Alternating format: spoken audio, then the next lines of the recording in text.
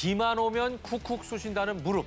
이제 비가 안 와도 그냥 쿡쿡 쑤시는 무릎이라면 오늘 방송 눈여겨보셔야 합니다. 당신을 울리는 무릎 관절염. 먼저 랭킹으로 만나보시죠.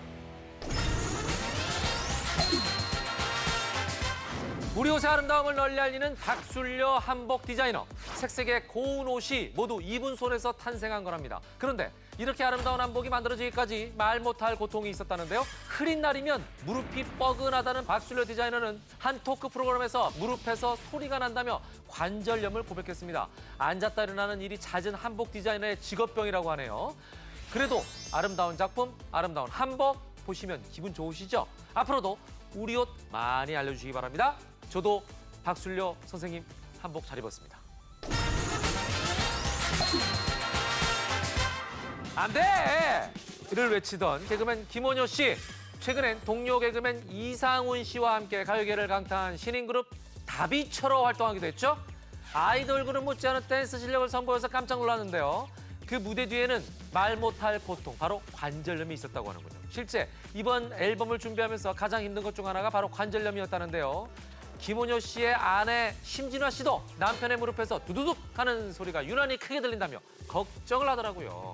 좋은 무대 오래오래 보여주려면 건강관리가 먼저인 건 아시죠? 앞으로도 많은 활약 부탁드립니다. 김원효 씨, 이제부터 관절염 안 돼! 자, 오늘 저희에게 무릎 관절염에 대해 알려주실 분, 정형외과 전문의 박태훈 선생님 나오셨습니다. 어서 오십시오.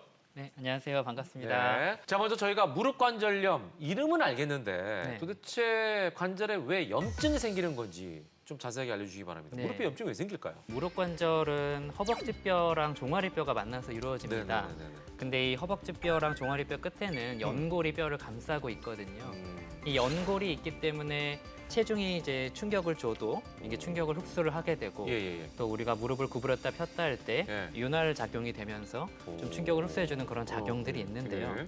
이 연골이 벗겨져가지고 뼈가 노출이 되게 되면 관절염이 발생을 합니다. 아. 그 마치 페인트가 돼 있는 그런 네. 금속에 이렇게 스크래치가 나면은 네, 거기 녹이 슬잖아요. 그렇죠. 그 주변에 녹이 새는 것처럼 오. 연골이 벗겨지면 그 주변에 염증이 발생을 하게 되죠. 자, 이 박술려 한복 디자이너 이분은 이제 아까 제가 랭킹에서도 말씀드렸습니다만 앉았다 일어나는 일이 많다 보니까 이 관절염이 생겼다고 하시는데 네.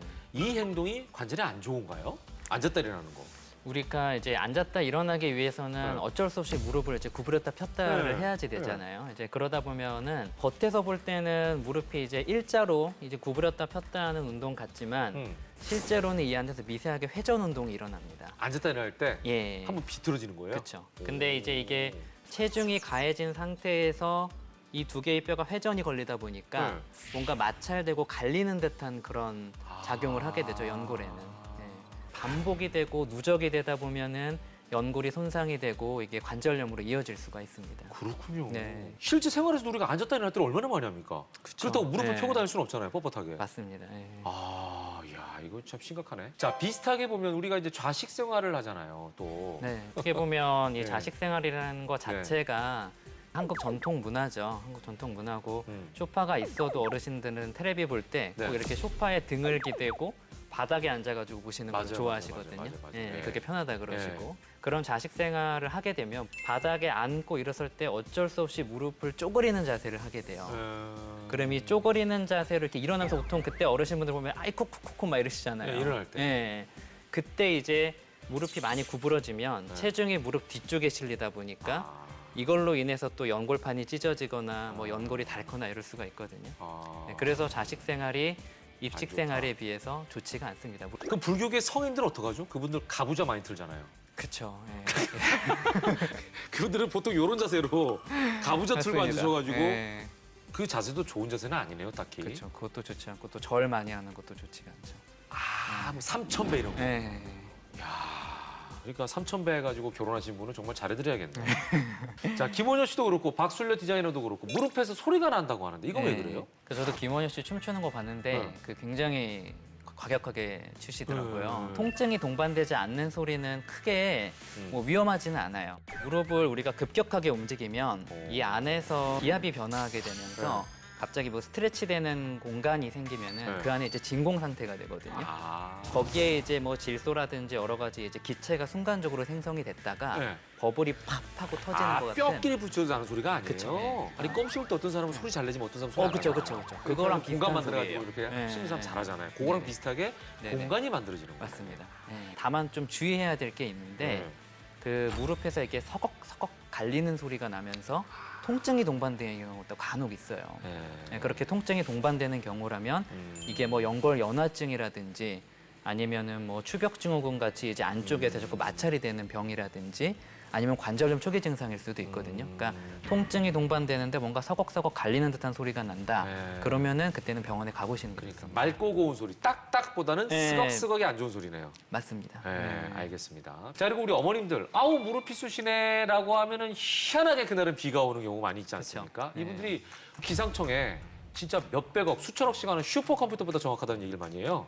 네, 일기예보 잘 맞히시거든요. 네. 네, 그런데 정말 이 비와 무릎 관절 연관이 있을까요? 관절 안에 있는 관절액은 체온과 비슷한 37도일 때가 윤활 작용이 가장 활발하다 그래요.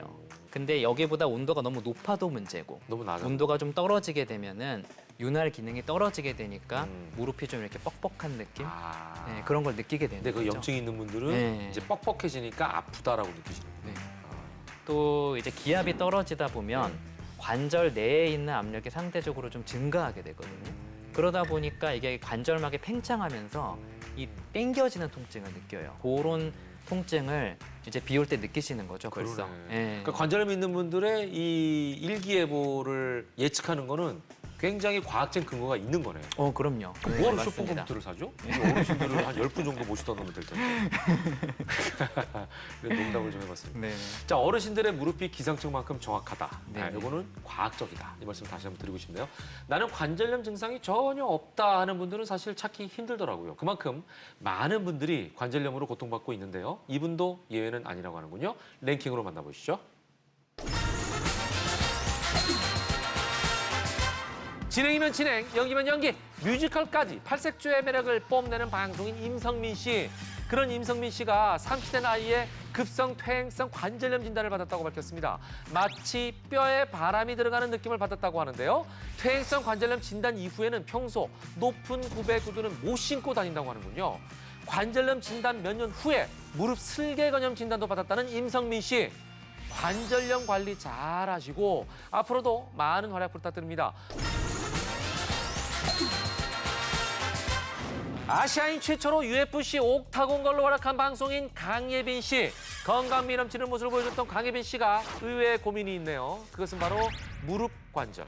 본인의 관절도 좋지 않은 데다가 부모님도 관절염을 앓고 계시다며 가족력을 걱정했는데요. 예빈 씨, 지금부터라도 관절 건강 지키면 되는 거죠. 그 방법 친절하게 알려드리겠습니다. 자, 임성민 씨가 30대 관절염을 진단받았다고 하는군요. 이렇게 젊은 환자들이 많이 있습니까? 실제로 30대는 네. 운동선수를 제외하고는 관절염이 발생하는 경우가 극히 드물다고 보시면 되고요. 저 개인적으로 누나라고 부르는데 임성민 네. 누나는 운동선수가 아닌데. 네. 보통 중년 환자의 무릎 관절염이다 그러면은 네. 한 40대에서 50대 이후 그렇게 발생하는 경우가 많습니다. 근데 이제 젊은 나이에도 간혹 생기는 경우는 네. 젊었을 때 골절이라든지 아. 아니면 전방 십자인대 사고로 파열 인해서. 맞습니다. 네. 그런 십자인대 파열 같은 것들이 있었던 분들은 이게 한 10년, 15년 후에 네. 후외상성 관절염이라 그래서 아. 그 외상 후에 관절염이 생긴다는 예. 거죠. 그렇게 이제 관절염이 생기시는 분들이 있고요. 예. 뭐 이런 게 없었다 하더라도 너무 체중이 과하게 많이 나간다든지 비만. 그리고 선천적으로 다리가 이렇게 오다리로 좀 많이 휘어 있다든지 이런 거에 겹쳐가지고 예를 들어서 노동이나 그런 걸 좀 많이 하시게 되면은 빨리 닳겠죠. 그쵸 관절염이 조금 젊은 나이에 비교적 젊은 나이에 오기도 합니다. 그렇군요. 예. 자, 임성민 씨의 경우는 이제 무릎 슬개 건염도 진단받았다고 하는데 혹시 퇴행성 관절염이 다른 증상을 일으키기도 합니까? 퇴행성 관절염이라는 것 자체가 네. 사실은 무릎에서 생기는 뭐 인대나 연골 이런 손상이 결국은 좀 과해졌을 때 연골이 광범위하게 손상돼서 나타나는 일종의 약간 말기 질환 같은 것이거든요. 네네네. 그렇기 때문에 퇴행성 관절염이 무릎에서 다른 질환을 일으켰다기보다는 시간적 선후 관계로 봤을 때 오히려 다른 질환들이 누적돼서 관절염이 생겼다고 보는 게 맞고요. 네. 다만 이런 경우는 있습니다. 이제 관절염으로 만성 통증에 시달리게 되면 사람이 약간 조금 우울해지거든요. 그리고 우울증이 생기고 또 그런 걸로 인해서 외부 활동이 적어지게 되면은 또 나이 드신 분들은 치매도 올 수 있고 뭐 그런 것들을 일으킬 수는 있지만 아이고, 예. 무릎 자체에서 뭔가 다른 걸 일으킨다고 보기는 조금 어렵죠. 악순환이네, 예, 악순환. 예. 네. 자, 그렇다면 임성민 씨가 진단받은 슬개건염이란 건 뭐예요? 슬개건염이라는 것은 네. 무릎 앞에 있는 뚜껑뼈를 무릎 쓸자 뚜껑 개자를 써가지고 슬개골이라 그러거든요. 거기가 슬개구나. 예, 그래서 슬개고 이 슬개골과 종아리에 있는 경골뼈를 이어주는 요 부분, 요 부분이 슬개건입니다. 아. 예, 근데 이 슬개건의 뼈의 부착부에서 보통 염증이 많이 생기는데 예, 예. 그것을 우리가 슬개건염이라고 하거든요. 그렇군요. 예, 근데 이 슬개건염은 영어로는 이제 뭐 점퍼슨이라 그래가지고 이렇게 점프 동작을 좀 과도하게 많이 하는 사람들, 뭐 농구나 배구 같은 그런 네네네. 예, 그런 운동선수분들이 잘 걸리게 되거든요. 그러니까 이 슬개건염이 꼭 뭐 관절염을 유발한다고 보기는 힘들지만 슬개건염이 생길 정도로 무릎을 과도하게 많이 썼다는 거는 그렇지 않은 사람들보다는 관절염이 발생할 확률이 좀 더 높지 않을까라고 생각을 해볼 수는 있는 거죠. 그러네요. 예. 예. 아무래도 그쪽 부위를 과도하게 많이 쓰면 문제가 생기겠죠. 네네. 예. 자, 그리고 강예빈 씨나 임성민 씨 모두 이제 하이힐을 신는 분들이잖아요. 여성분들은 이제 하이힐을 신는 분들 많은데 네. 특히 이제 젊은 여성들 같은 경우 이 질문은 제가 하면서도 우문인 것 같긴 해요. 예. 이 높은 굽이 예. 무릎에 안 좋죠? 그쵸. 네, 당연할 예. 것 같아 이거는. 일단 뭐 걷기가 힘들잖아요. 네. 예. 체중이 골고루 발바닥으로 분산이 돼야 무릎으로 가는 하중도 줄어들고 충격도 줄어들게 되는데 네. 하이힐을 신게 되면 일단은 이 공간 끝으로만 자체가 가잖아요, 끝으로만. 그쵸. 지면과 접촉되는 공간 자체가 굉장히 작아지고 그렇죠. 여기 발끝으로 서 있는 거 아니에요? 예, 거의 발레 그리고- 선수처럼. 맞습니다. 네. 그리고 골고루 발이 이렇게 지면에 분산될 시간이 없이 네, 네. 그냥 탁 바로 닿게 그렇죠. 되잖아요. 이렇게 가는 거죠. 이렇게. 그렇죠. 까치발처럼. 맞아요. 네. 그러니까 무릎에 아무래도 충격이 쿵쿵 실릴 수밖에 없고 그런 것들이 결국 무릎에도 좋지가 않게 되겠죠. 네, 그러니까 제가 우문이라 그랬잖아요. 안 좋을 것 같아. 예. 강예빈 씨 경우에는 가족력을 지금 걱정했거든요. 관절염도 이게 유전 가족력이 있는 건지. 류마티스 관절염 같은 경우에는 이 가족력이 있기는 있습니다. 아. 그래서 가족 내에 만약에 류마티스 관절염 환자가 있으면 그렇지 않은 경우에 비해서 류마티스 관절염이 발생할 확률이 한 2배는 높다 그러거든요. 일반적인 퇴행성 관절염 같은 경우에는 뭐 유전이 된다 그렇게는 이제 밝혀진 건 없고요. 생활 습관이 중요한가요? 그렇죠. 근데 다만 우리가 이제 부모님의 식습관이라든지 부모님의 생활 습관이나 뭐 활동 정도를 어느 정도는 담게 돼 있잖아요. 그렇죠, 그렇죠. 그쵸. 가족이라면 비슷한 생활권을 갖고 있으니까. 그렇죠. 그러다 보면 부모님이 과체중이면 나도 과체중이 되기가 쉽고 부모님이 네. 좀 과도한 운동을 좋아한다 그러면 같이 그런 운동을 아. 좋아할 확률이 높고 그러다 보니까 이게 어느 정도는 간접적으로 작용을 하기는 하죠. 네. 그러네요. 네. 가족력이라기보다는 가족의 같은 공동 생활 권역의 생활 습관력 그렇죠. 네. 이 정도로 얘기할 수 있겠네요. 맞습니다. 흔한 질병이라 그냥 무시하기 쉬운데요. 이게 만만하게 볼 질환은 아닌 것 같습니다. 그래서 이분은 결국 수술을 하셨다고 하는군요. 랭킹으로 만나보시죠. 뽀뽀달배에서 선배들과 함께 여행길에 나섰던 탤런트 백일섭 씨. 그러나 첫 여행길에서 무시무시한 계단 앞에 걸음을 멈춰야 했던 슬픈 사연이 있는데요. 무릎이 좋지 않아 제대로 걸을 수 없었던 백일섭 씨는 결국 무릎 인공관절 수술을 받았다고 하는군요. 인공관절 수술 이후 통증은 덜하지만 건강을 위해선 체중을 줄여야 한다는 백일섭 씨. 나중에 잘 걷게 되시면 멋진 여행기 또 한 번 보여주시기 바랍니다. 백일섭 씨의 경우는 이제 특히 계단에서 어찌할 바를 모르던 모습이 기억에 많이 남습니다. 사실 저도 이제 슬슬 그게 남일 같지가 않아요. 예. 특히 이제 계단 올라가는 것도 그렇지만 계단을 내려가는 게 더 어려운 경우들도 많이 있잖아요. 등산도 올라가는 거는 오히려 쉬운데 맞아요. 쉽다는 표현도 좀 그렇지만 네. 내려갈 때가 오히려 더 힘든 경우 있다고 많이들 말씀하시거든요. 이게 이유가 있겠죠? 일단은 백일섭 씨 같은 경우에는 네. 죄송한 말씀이시지만 체중이 너무 조금 이제 있으시잖아요. 과해서? 네. 그러니까 관절염 환자가 계단을 올라가는 것도 힘들지만 이 계단을 내려오는 게 더 힘든 이유가 네. 계단을 내려올 때 한쪽 무릎에 본인 체중의 한 4배에서 8배 정도의 무게가 순간적으로 이렇게 쏠리게 되거든요. 툭 내려가니까. 네. 아. 그러다 보니까 내려갈 때 통증을 더 많이 일으키게 되고요. 또 관절염이 없는 뭐 저희들 같은 경우에도 건물 계단 같은 데 보면은 계단의 높이가 높은 계단이 있어요. 예. 그런 데를 이제 계속 내려가다 보면은 예. 무릎 앞쪽에서 약간 통증이 오는 경우가 있거든요. 이건 천국의 계단이 아니라 지옥의 계단이네. 예. 그러다 보니까 이제 그런 게 반복되면 사실 젊은 나이에도 이 슬개골 연골 연화증 같은 게 올 수가 있어요. 예. 그래서 계단 내려올 때 무릎에 좋지 않은 영향을 줄 수가 있습니다. 백일섭 씨는요, 또 인공관절 삽입술을 했다고 하시는데 이 수술 많이 들어봤거든요. 이게 이제 어떤 수술인지 좀 설명해 주세요. 네. 연골이라는 게 원래 뼈를 이렇게 코팅하고 있는 거라고 생각을 하시면 되거든요. 근데 이 연골이 벗겨지면 뼈가 노출되고 뼈가 노출되면은 우리가 쑤시거나 시큰거리는 통증이 오게 돼 있어요. 네. 이거를 뭔가 이렇게 막아줘야지 되는데 쉽게 말하자면 그래서 우리가 이거를 금속으로 뒤집어 씌우는 수술을 인공관절 수술이라고 생각을 하시면 됩니다. 금속으로. 예. 치아에 충치가 생겼을 때도 네. 충치를 어느 정도 치료하고 네. 뭐 금니, 은니 이런 거를 이제 씌우는 경우가 있잖아요. 그렇죠. 그러면 이제 우리가 밥 먹을 때 안 아프게 먹을 수 네, 있으니까 네. 그런 거랑 비슷하다고 보시면 되고요. 무릎의 전체적인 이 광범위한 부분에 연골 손상이 있다 그러면 이런 식으로 전체를 치환하는 전치환술이라는 걸 시행을 하고요. 요게 보면은 이제 코발트 크롬이나 보통 티타늄이라는 금속이 쓰이는데 예. 요게 이제 로켓 외장재에 쓰이는 금속입니다. 예. 그리고 이제 강화 플라스틱이 중간에 이렇게 들어가는 이런 구조가 돼 있거든요. 근데 무릎이 한쪽만 달아 있는 경우도 있어요. 네. 그런 경우에는 사실 전체를 다 깎아내면은 좀 아깝잖아요. 그렇죠. 마음도 아프고 네. 환자분들도 아파하시니까 이렇게 반쪽만? 1층만 반치환술이라고 그러죠. 반만 이렇게 치환을 하는 경우도 그것도 가능하군요. 있습니다. 예, 그런 것도 있고요. 네, 또 최근에는 이 혹시 3D 프린터를 의료에 사용한다는 네네. 얘기 들어보셨죠? 예. 그 사람의 뼈 모양에 맞는 이런 절삭 도구를 3D 프린팅을 해서 요거를 얹어놓고 바로 수술을 하게 되면 오호. 수술 시간도 빠르고 네네. 또 개개인의 무릎의 그 모양을 고려해서 네. 그런 맞춤 수술을 해줄 수 있는 그런 장점이 있습니다. 의료가 그렇군요. 발전하고 있죠. 예. 아유, 의학이 많이 발전하고 있네요. 네.